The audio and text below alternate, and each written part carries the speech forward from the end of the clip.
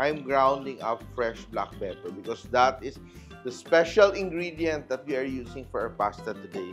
We are making a very classic Italian recipe. It's called cacio e pepe. And it's very simple. It's just like cheese, pasta water, and black pepper. So I have here my pot of boiling water. It's very important to just season your pasta very generously like that. And I'm using one of the best pastas in the world. Eto. What the Italians use, I will use today. Barilla. And we're using fettuccine. So we will make pasta for us today. Beautiful. Our pasta will be very classic. For people who love carbonara, you will love this recipe. Let that cook for around 8 minutes. And my pan here, which is already hot, I will just add my black pepper and I will toast this. Ang bango, no? I'm toasting to revive the essential oils of my black pepper. Yan, no? Yun lang yung flavor natin, no? Marami nilagay ko, pero it's going to be very peppery. And now I will prepare my bowl, and I'm using my pecorino romano. So I'm using a combination of Parmesan cheese and pecorino. So very classic yung ginagawa natin, but lalagyan ko lang ng konting twist. But the twist is so subtle, you won't even notice. And even some Italians do it. So hindi siya yung twist, pa-twist-twist ko lang, ha.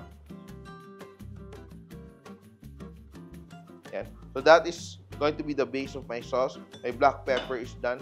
And I'm just waiting for my pasta noodles to cook. And we are using really good quality pasta noodles because our recipe is very simple. Ito na yung bida natin. This pasta recipe, dapat inubos ko na lahat, no? Nagsisi ako kasi hindi ko inubos lahat. Kasi masarap ito eh. But anyway, what I'm doing, I'm just waiting for my pasta to cook. Ako, tatabi ko na to. I'll move it here to the bigger flame so it cooks, it boils faster. While cooking the pasta, it will kind of like spread its starch, no? Madidissolve yung starch na into our pasta water. And we will use that to emulsify our cheese. No garlic, no onions. It's cheese and black pepper. And Barilla pasta has been around for over 100 years. Close to 150 na nga sila. And this is the most popular brand in Italy. That's why I like using it, especially when I'm cooking premium pasta recipes. Diba? Pag nagluluto tayo ng mga recipes na we want to taste so close to Italy, so close to Rome. I have 5 minutes more. And while waiting, please subscribe to the Simple.ph YouTube channel. We are doing a lot of recipes. Of course, classics from all over the world. Pero we're also doing a lot of Filipino dishes. Where today, we are focusing on classic Italian, which will never go out of style. And our pasta is almost done. It's time for me to harvest our pasta water. No. So do not throw away your pasta water. It is very important. No. So I'm done with my pasta. This is done. Tatabi ko to. Oops, that's done. And very quickly, I will dissolve my cheese in my pasta water. Yeah. And eto siya, this is not traditional, pero what I will do, just to add more flavor, I will add butter para dagdag din namnam. Not traditional, pero delicious. And now I will add my cheese. Let that simmer. And now I will just mix. And I will now add my cooked pasta, almost cooked. Konti na lang, maluluto na to. 1 minute or so. Still very al dente. Oops, 1 and 2. And we will continue cooking our pasta in our mixture of pasta water So, ito pang lazy night recipe, no? Not too many steps, not too much prep. And as the pasta cooks, toss, toss, toss. So we are just mixing so that the sauce emulsifies and it thickens. Tignan mo, nagiging malapot, nagiging creamy yung ating sauce. Oh. So that. And remember, your cheese is salty, your pasta water has salt. So be very careful in adding salt.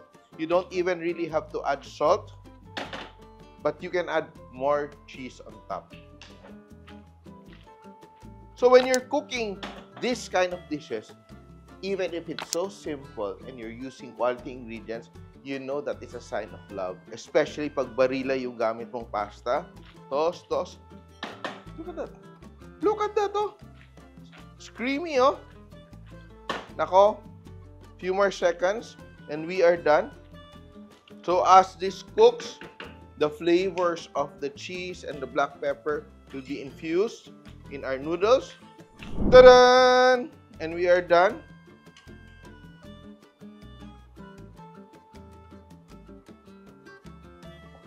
Look at that. Woo! Beautiful, no?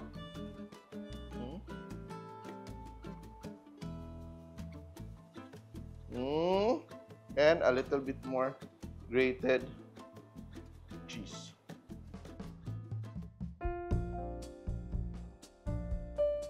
This is such a simple pasta recipe. Just your pasta of choice, cheese, and black pepper, and you have a whole recipe that will surely satisfy you. This is called cacio e pepe. And let us taste.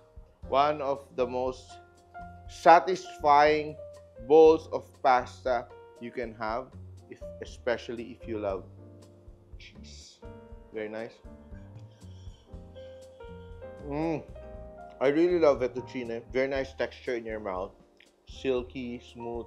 Then the surfaces of the pasta makes you savor the flavor of the sauce, the very simple cheese and black pepper. And it's perfect with the pecorino romano and the black pepper. So you taste the umami of the cheese, creamy, luxurious, and all of a sudden, the burst of black pepper. Ayaw kong tumigil kumain. Napakasarap. Very simple. Very satisfying. Flavorful. As in flavorful, the cheesiness, the kick of the pepper. You see, there's so much pepper in this recipe. And if you like recipes like this, for simple, easy to do, please subscribe to the Simple.ph YouTube channel. And I will finish my bowl of pasta. And this is our recipe for today. Cacio e pepe. Simple!